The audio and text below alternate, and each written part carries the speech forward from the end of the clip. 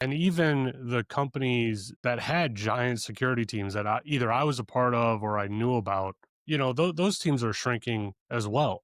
And they're huge companies in the environment. Everyone would know their name if I said them, right? It's becoming completely unfeasible, especially with DLP and data protection overall. Like as soon as I looked at Purview, I mean, I was immediately, yeah, like you're going to spend 8 months on this thing minimum, Yeah, it and you're turns me not going to off. see any value until then. And again, the issue is that it's not the engineering side, right? Whether developers are good or not, right? It's not about that. And I'm sure they are good and talented, like in a lot of other companies. The issue that the concepts are just not feasible to implement between us, even in a small organization, not talking about large organizations. And that's if it's not feasible and you shove so much work on tight security teams, then it's not going to be used. Or it's going to be used to the minimum that the organization can actually spend time on, which is going to be way less than what's expected, even as a minimal control for any compliance requirement, not talking about AI governance or any common sense security apparatus. Yeah.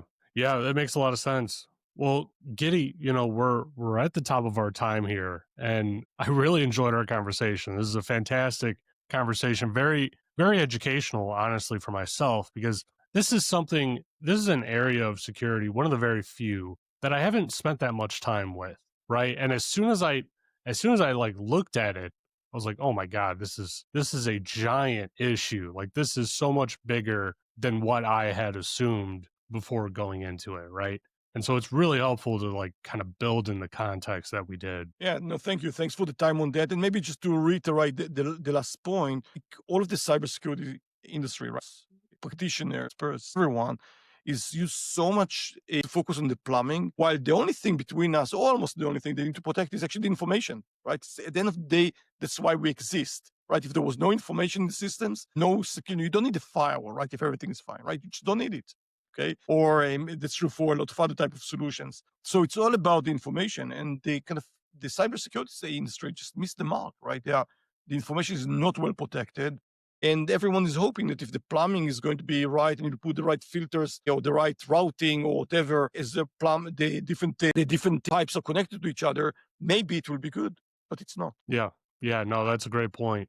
Well, before I let you go, how about you tell my audience where they could find you if they wanted to connect with you and where they could find, your company if they wanted to learn more and figure out what they can do for their own environment. Yes. So yeah, it's super, super simple. Go to our website, www.bonfy.ai, and you can learn a lot about the company. You can raise your hand, fill the form. We'll be happy to contact to talk to any one of you. Want to talk with me?